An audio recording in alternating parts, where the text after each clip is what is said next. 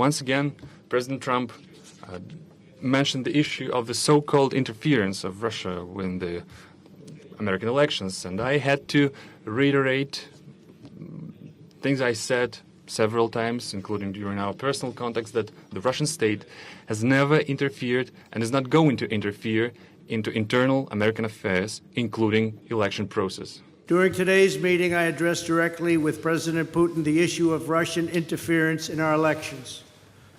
I felt this was a message best delivered in person. Spent a great deal of time talking about it, and President Putin may very well want to address it,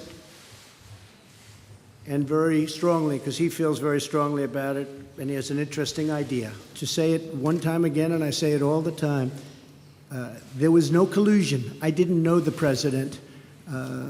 There was nobody to collude with.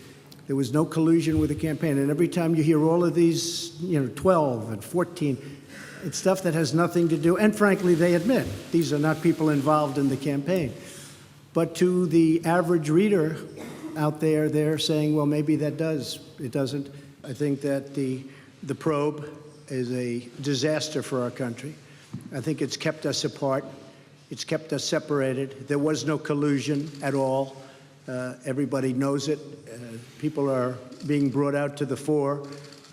So far that I know, virtually none of it related to the campaign. And they're going to have to try really hard to find somebody that did relate to the campaign. That was a clean campaign, zero collusion. And it has had a negative impact upon the relationship of the two largest nuclear powers in the world. We have 90% of nuclear power between the two countries.